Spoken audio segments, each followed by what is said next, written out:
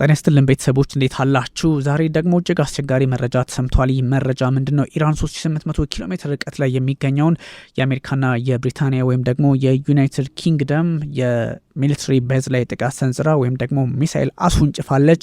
ይህ ማለት በቀጥታ እንግዲህ ዩናይትድ ኪንግደም ወደዚህ ውጥረት ውስጥ እንድትገባ የሚያደርግ ነው እየተባለ ይገኛል። ግን ኢራን የትም ቦታ መድረስ እንደምትችል የሚጠቁም መረጃ ነው። ከዚህ በፊት ኢራን ከ2000 ኪሎ ሜትር በላይ የሚምዘገዘግ የጦር መሳሪያ የለኝም የሚል ሀሳብ ነበር የሰጠችው። አሁን ግን 3800 ኪሎ ሜትር ርቀት ላይ ሄዶ ጥቃት መሰንዘር በግልጽ የሚያሳየው አንዳች የፖለቲካ ብቻ ሳይሆን ወታደራዊ አቅሙ እንዳላትም የሚያሳይ ከዚህ በፊት ስታስቀምጥ የነበረውን መረጃ በእርግጥም በራሷ መንገድ እየቃኘችው ፍላጎቷን ያስቀጠለችበትን ሁኔታ ሊጠቁምላት የሚችል ነው። ኢራን ዲየጎ ጋርሺያ እንግዲህ በተባለው የአሜሪካና የዩናይትድ ኪንግደም ወይም ደግሞ የዋሽንግተንና የለንደን የጦር ሰፈር ላይ ሚሊተሪ ቤዝ ላይ ጥቃት መሰንዘሯ በርካቶችን እያነጋገረ ይገኛል። ሁለት መካከለኛ ርቀት የሚወነጨፉ ባሊስቲክ ሚሳይሎች ናቸው ወይም ደግሞ ቢኤም ናቸው የተኮሰችው። እንግዲህ በመገናኛ ብዙኃኖች አማካኝነት በተለይም የአሜሪካ መገናኛ ብዙኃን እንደነ ሲኤንኤን እንደነ ዋሽንግተን ፖስት ኒውዮርክ ታይምስ ምናምን የመሳሰሉትን ስትመለከቷቸው በዚህ ልክ ሀሳባቸውን እያጋሩ ተቀምጧል።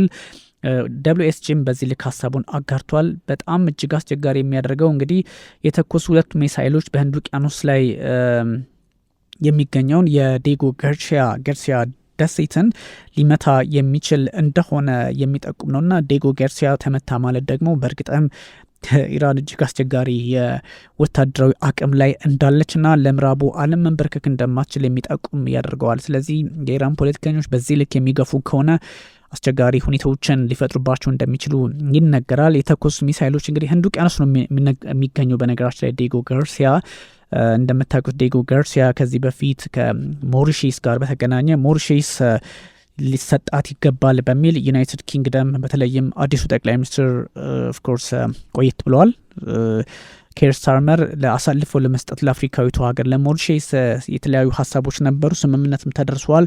ሀውስ ኦፍ ኮመንም አጽድቋል። ይመለሳል እየተባለ ባለበት ሰዓት ፕሬዚዳንት ዶናልድ ትራምፕ ለምን ተመልሳላችሁ ይህን የመሰለ ቦታ የሚል ጥያቄ ሲያጋሩበት ነበር እና በዛ ልክ የሆነ ነው። ስለዚህ ትንሽ አስቸጋሪ ሁኔታዎች እዛ አካባቢ ሊፈጠሩ እንደሚችሉ ጠቋሚ ቢሆንም ግን አሜሪካ ፖለቲካሊ በዚህ መንገድ ጉዳዮችን መቋጨት እንዳልቻለች የሚጠቁሙ ሀሳቦች ናቸው እና እንደዚህ አይነት መንገዶችን ፕሬዚዳንት ዶናልድ ትራምፕ የማጥራትና ያለማጥራት አቅም ላይ ቢሆኑም ግን ደግሞ አሁን ያለውን ሁኔታ ስንመለከተው በእርግጥም ኢራን በዚህ ልክ ጥቃት መሰንዘር ከቻለች አሁንም ብርቱ ሆና ልቀጥልባቸው እንደምትችል ጠቋሚ ያደርገዋል። ወደ ተመልካቾቻችን ዲየጎ ጋርሺያ በቀላሉ የሚታይ አይደለም። ሚሳኤሎቹ እንግዲህ ንጋት አካባቢ ላይ የተተኮሱ ናቸው። ኢራን ከዲየጎ ጋርሺያ እንግዲህ ዲየጎ ጋርሺያ 3800 ኪሎ ሜትር ርቀት ላይ የሚገኝ ነው። ስለዚህ ለምንድን ነው እንደዚህ ሆነው?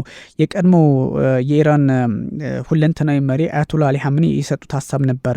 ከ2000 እንዳይበልጡ ትእዛዝ ሰጥተው ነበረ እና የሚወነጨፉት ሚሳኤሎች አቅምም የላቸውም ተብሎ እየታሰበ ባለበት ሰዓት አሁን ግን አቅምም እንዳላቸው በሚያሳይ መልኩ ከዛ ደግሞ ኢራን ከዚህ ኪሎ ሜትር ርቀት ላይ ሆና መምታት እንደምትችል ያረጋገጠ ጥቃት መሰንዘሯ ምንድን ነው ትርጓሜው የሚለውን በብዙዎች ዘንድ የሚያሳስብ ሆኗል እና ዲየጎ ጋርሺያ በብዙ መንገድ የራስ ምታትን ለዓለም ያስያዘ ሆኗል እና የዲየጎ ጋርሺያ መመታት የኢራንን አቅም ያሳየ ነው እና ትንሽ የፖለቲካ አውዱን መቀየር እንደሚያስፈልግ ቢነገርም ኢራን ግን የፖለቲካ አካሄዷ በዚህ ልክ በጣም ጠንካራና ብርቱ የሆነ እንደሆነ የሚያሳይ አድርገዋልና ፕሬዚዳንት ዶናልድ ትራምፕ በዚህ ልክ ጉዳዮችን አጠንክረን እናያቸዋለን ቢሉም ዲየጎ ጋርሺያ ላይ እንግዲህ ያልኳቸው ዲየጎ ጋርሺያ በየትኛውም አጋጣሚ ርቀት ላይ አለ ተብሎ የሚታሰብ አሜሪካ ከዚህ በፊት ጦሯን እዛ ላይ ለማስፈር ወይም ደግሞ ስታስብ እዛ ላይ ቤዝ ክሬት ስታደረግ ዋነኛ አላማዋ ምንድን ነበረ? በዚህ አካባቢ ላይ ሚሳኤል ስለማይደርስ ርቆ የተቀመጠ ነው። ስለዚህ መካከለኛው ምስራቅንም አፍሪካንም ለማጥቃት ይመቸኛል የሚል ሀሳብ ነበረ የሰጠችው ወይም ደግሞ አሜሪካ እንደዛ አይነት አቋም ነበራት። አሁን ባለው ሁኔታ ግን የኢራን ሚሳኤሎች ደርሰዋል አካባቢ ላይ ምንም እንኳን ጉዳት አላደረሱም ቢባልም ማለት ነው። ትንሽ ይሄኛው ነገር ምን ሊያመጣ ይችላል የሚለውን ነገ ከነገ ወዲያ የምናየው ይሆናል። ብዙ ሴናሪዎች አሉ። ኢራን እንግዲህ የእስራኤል ኃይሎች ላይ ኢላማ በማድረግ በዚህ መንገድ ብትቀጥልም ግን አንዳንድ ሁኔታዎችን እስከ ዲየጎ ጋርሺያ ድረስ ጥቃት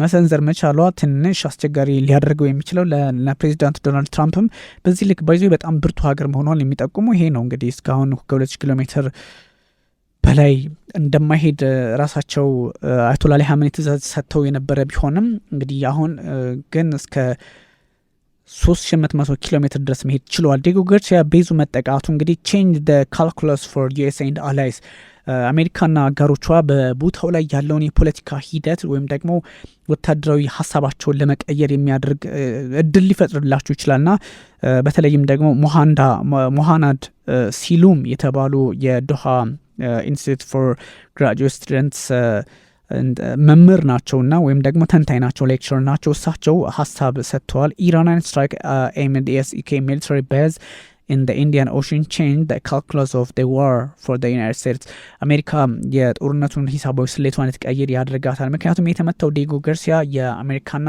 የብሪታንያ ኃይሎች በመሆኑ ሁለቱም ደግሞ አንድ ላይ ሊጣመሩባት የሚችሉበትን እድል የፈጠረ ነው። this mission in Diego Garcia means ኢራን ሀዝ 4000 ኪሎ ሜትሮች መምዘግዘግ የሚችል ወይም ደግሞ 2490 ማይሎች ርቀት ሄዶ ሊመታ የሚችል ባሊስቲክ ሚሳይል እንዳላት ነውና and that hasn't been revealed before ከዚህ በፊት ታይቶ የማይታወቅ ሚሳይል ነው ያወጣችው ኢራን ከዚህ በፊት ታይቶ የማይታወቀውን ሚሳይል ማውጣቷ ምክንያቱም እስከ 2000 ኪሎ ሜትር ነበር የምናውቀው ዳይን ጥቃቱን ሌላ መልክ እያሰጠችው ነው ማለት ነው። በጣም እጅግ አደገኛ ነው ይሄ ማለት 4000 ኪሎ ሜትር ከዛም በላይ ያላት ማለት ነው። ሀገር በእርግጥም ከዚህ በፊት ራሽያ ውስጥ እስከ 10000 ኪሎ ሜትር ሞክራለች የሚባለውም በእርግጥም ኢራን እኔ ቀለል አድርጋችሁ ባትወስዱት የሚል ሀሳብ ነው ያለኝ። ምክንያቱም if you revert the direction of these missiles that they could reach London አስባችሁታል? ይህን አቅጣጫ ብትቀይሩ 4000 ኪሎ ሜትር አቅጣጫ ቢቀየር ለንደን ድረስ መምታት ትችላለች ማለት ነው። እና ይሄኛው ትንሽ አስቸጋሪ ነው ጋይስ። ይሄ ፖለቲካሊ ሚሊተሪሊ በጣም እጅግ አስቸጋሪ ነው። so that change the calculus not only for the US and its justification for the war but also for reluctant London in the European Union to join the war አያችሁ ይሄ ነው ይሄ ተንታኝ ያስቀመጠውን መመልከት ነው። እንግዲህ ሞሃናድ የሚባለው ሞሃናድ ሲሎም የተሰኘው እንግዲህ የዶሃ ኢንስቲትዩት በጣም ቁልፍ ሰውዬ ምንድነው ያለው የዚህን መንገዱን በቀይሩት 3800 ኪሎ ሜትር ወደ ዲየጎ ጋርሲያ ህንድ ውቅያኖስ አካባቢ የተሰነዘረውን ጥቃት ወደ ለንደን እንኳን ብታዘሩት አቅጣጫ እንኳን ቢቀየር ለንደን መድረስ እንደምችል አሳይታለች። ስለዚህ በጦርነቱ ላይ እጃቸውን አጣጥፈው ለመቀመጥ የሞከሩ ሃይስቴት ለማድረግ የሞከሩ ኃይላት ይሄማኛም ጋር ይደርሳል በሚል ወደ ጦርነቱ ጆይን ሊያደርጉ ይችላሉ የሚል ፖለቲካዊ ስጋት ነው የተቀመጠውና ይሄ ትንሽ አስቸጋሪ ነው። ኢራን እንግዲህ ከዚህ በላይ እንግዲህ ባሊስቲክ ሚሳይሎቿ አይሲቢኤሞች ጭምር እንዳሏት በግልጽ የሚያረጋግጥ ነው። ኢንተርኮንቲኔንታል ባሊስቲክ ሚሳይሎች ማለት ነው አላት። ኦፍ ኮርስ አይሲቢኤም ግን አይሲቢኤም ሲባል ሁሌ አህጉር አቋራጭ በጣም ረዥም ርቀትም ብቻ ላይሆን ይችላል፣ በመካከለኛ ርቀትም ያለ ሊሆን ይችላልና ኢቨን ሪች ደ ዩኤስ አሜሪካ ሊደርስ የሚችል ባሊስቲክ ሚሳይል እንዳላትም ግምት ውስጥ ማስገባት ያስፈልጋልና ይሄኛው ቀላል አይደለም። በነገራችን ላይ እንግዲህ የኢራን ናታንዝ ኒውክሌር ፋሲሊቲ ታርጌት ሆኗል። ይሄ በጣም እንግዲህ ይሄኛው መመታቱ በድጋሚ ኢራንና አሜሪካ ናቸው የመቱትና እጅግ አስቸጋሪ ነው። ሞስኮ ሪሜንስ ኤ ሎያል ፍሬንድ ኤንድ ሪላያብል ፓርትነር ኦፍ ቴህራን የሚል ሀሳብ ሰጥተዋል ፕሬዚዳንት ቭላዲሚር ፑቲን። ደግሞ ፕሬዚዳንት ቭላዲሚር ፑቲን ቀስ እያሉ የሚሰጧቸው አስተያየቶች ለምዕራቡ ዓለም ስጋት የሚፈጥሩ ናቸው። ሩሲያ ፕሬዚዳንት እንግዲህ ቭላዲሚር ፑቲን የሩሲያው ኢራንያን ሊደርስ በተለይም ደግሞ በዚህ ኖሩዝ በሚባለው በዓላቸው ላይ እንኳን አደረሳችሁ የሚል መልእክት አስተላልፈዋል። በኖሩዝ ያ ማለት የፋርሶች አዲስ ዓመት የፐርሺያ አዲስ ዓመት and said Moscow remained a loyal friend and a reliable partner to Tehran according to Kremlin ፕሬዚዳንት ማናቸው ቭላዲሚር ፑቲን እንግዲህ በዚህ በኖሩዝ በዓላቸው ላይ በአዲሱ የፋርስ የፐርሺያ በዓል ላይ እንግዲህ አዲስ ዓመታቸውን ሲቀበሉ በዛች ላይ እንኳን አደረሳችሁ ሞስኮ አሁንም ታማኝና እስከ መቼም ልትቀጥል የምትችል አጋር መሆኗን ያረጋግጡበት ነው ተብሏልና ይሄኛው አሜሪካ ሊደርስ የሚችል ሚሳኤል እንዳላት መጠቆሙ እንግዲህ ለንደን ላይ መድረስ እንደምችል የተረጋገጠ ሆኗል። ምክንያቱም ታይቶ የማይታወቅ ሚሳኤል ነው ያስወነጨፈችውና ይሄ ምንድነው የሚለውን ብዙ ሰዎች በተለየ አቅጣጫ ሊያዩት ይችላሉ እና ይሄ ፖለቲካሊ ምንድን ነው የሚለውንም ዲቴይል ማየት ያስፈልጋል። አንዳንድ ሰዎች በሚያስቀምጡት ልክ ይሄ ቀለል ተደርጎ የሚታሰብ አይደለም እና ምናልባትም ደግሞ ከለንደን እስከ ቴህራን ያለው ርቀት እንግዲህ ወደ 4432 ኪሎ ሜትር ነው እንደሚታወቀው። እንግዲህ አሁን የተሞከረው እንኳን 3800 ኪሎ ሜትር የሚምዘገዘግ ነው። ስለዚህ ይሄ ትንሽ አስቸጋሪ ያደርገዋል። ዲጎ ጋርሲያ እንዳልኳችሁ ፖለቲካሊ ለ99 ዓመታት በሊዝ ለዩናይትድ ኪንግደም የተሸጠ ነበረ ከሞሪሸስ እመልሳለሁ እያለች ባለችበት ሰዓት የተፈጸመ ጥቃት በመሆኑ መንገዶች ሁሉ ለኢራን እንግዲህ ምንድን ነው ወይም ደግሞ አውሮፓውያን አንነካም ብለው ያሰቡ ሁሉ እንደሚነሱ ያረጋገጠ ነውና እንደዚህ አይነት ጉዳዮችን ቆሞ ማሰብ አያስፈልጋትም ወይ የሚል ፖለቲካዊ ጥርጣሬዎች እንዲነሱ አድርገዋል።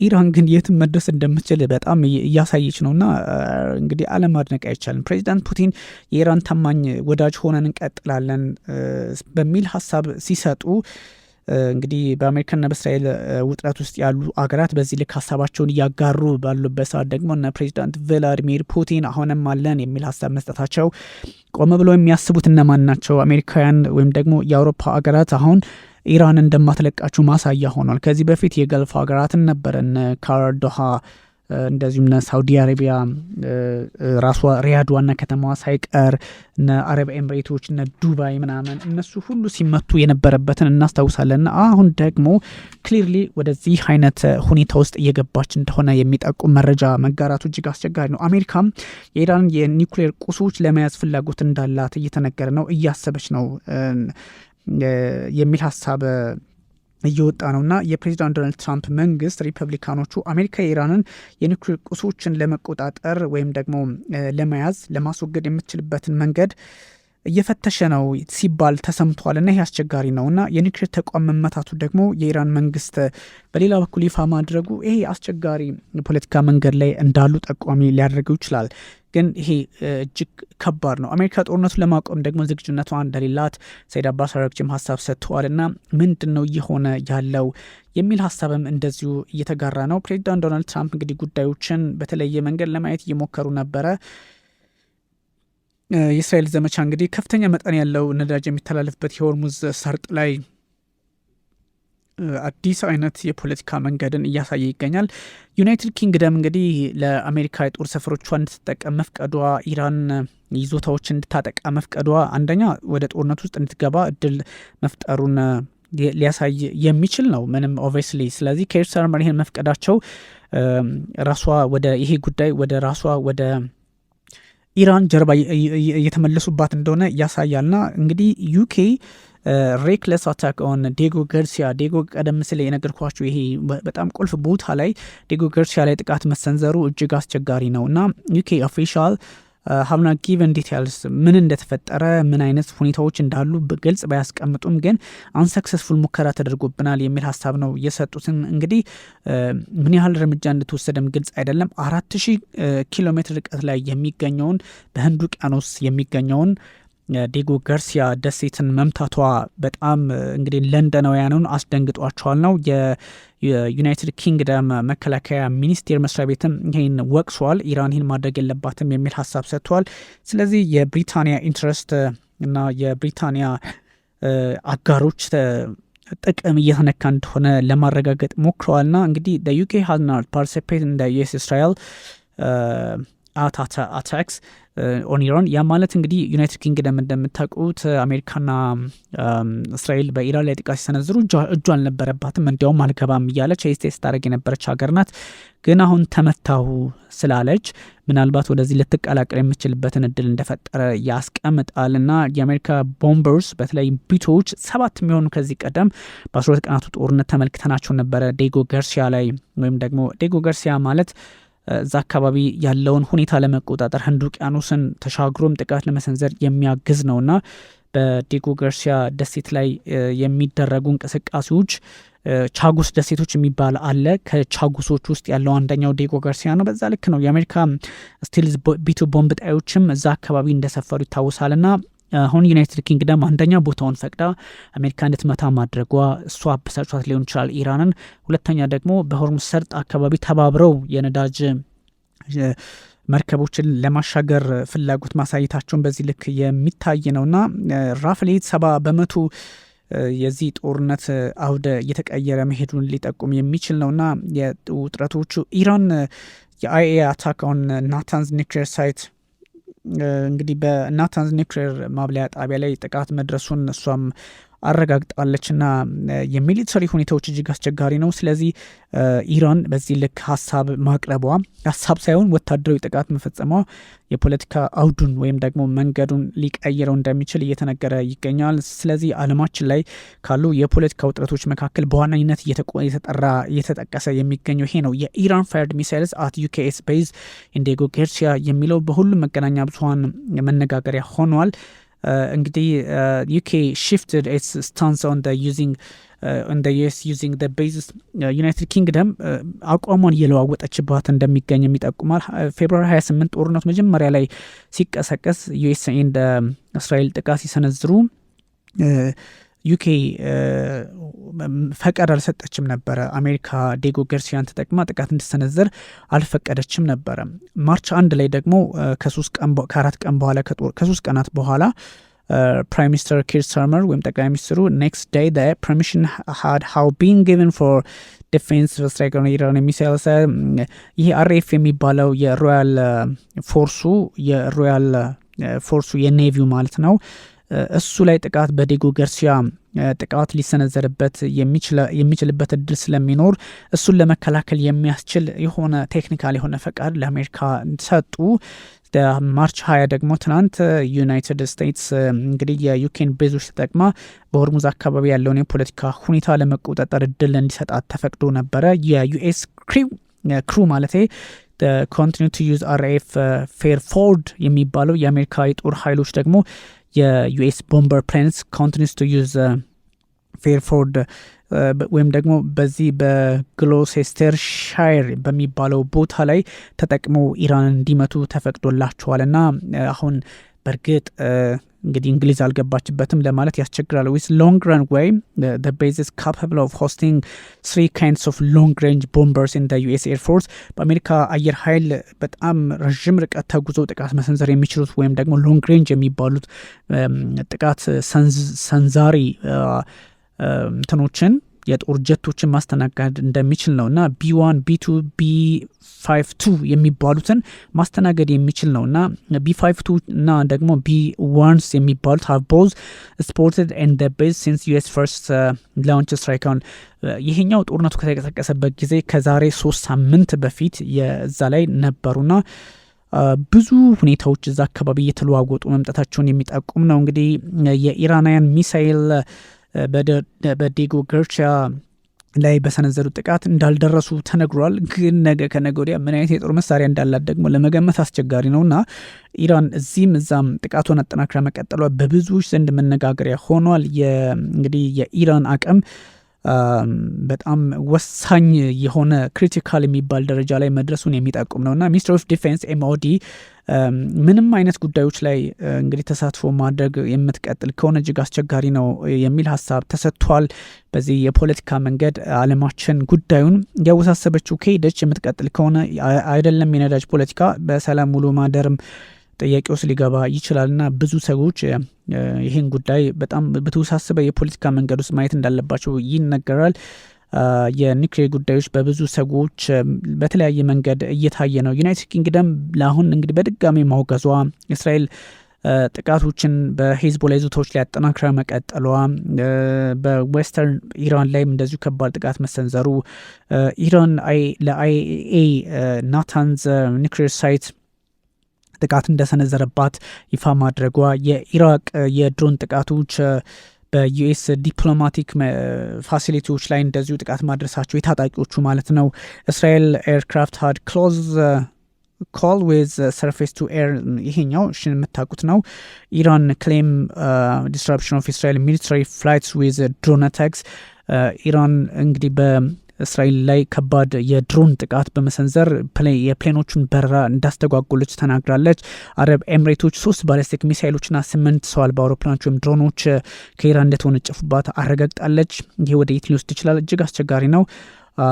አንደኛው ይሄ ነው። ብዙ ነገሮች እንደዚህ ናቸውና የዩኤስ እስራኤል ጥቃት አሁንም ኤስካሌት ሲግኒፊካንትሊ በዚህ ሳምንት መጨመሩን ኢዝራኤል ካትስ ደግሞ መከላከያ ሚኒስትሩ የእስራኤሉ ይፋ ማድረጋቸው እነዚህ ግምት ውስጥ የሚገቡ ነው። የዴጎ ጋርሲያ መመታት ደግሞ በብዙ ሰዎች እና ፖለቲከኞች ዘንድ ዓለምን ውጥረት ውስጥ የሚያስገባት እንደሆነ እየተነገረ ነውና ብዙ ፖለቲካዊ ሂደቶችን ለመቋጨት ከማንችልባቸው አውዶች ውስጥ ተጠቃሹ ይሄ ነው። የፕሬዚዳንት ቭላድሚር ፑቲንም ንግግር እንደዚሁ ታሳቢ መደረግ አለበት። እነ ሰይድ አባስ አራግቺ የሚሰጡት ሀሳብ ከዴጎ ጋርሲያ ጉዳይ ጋር የሚታይ ነው። የሆርሙዝ ሰርጥም እየተባባሰ መቀጠሉን የዩናይትድ ኪንግደም ውሳኔዎችና አንዳንድ ጥቃቶች ምንድን ናቸው የሚለውንም በስፋት ማየት ያስፈልጋል። ስለዚህ ዛሬ መረጃውን ለማጋራት ነው። ሰፋ ያሉ ጉዳዮችን ደግሞ ይዤ እመለሳለሁ። ቴንክ ዩ ቨሪ ማች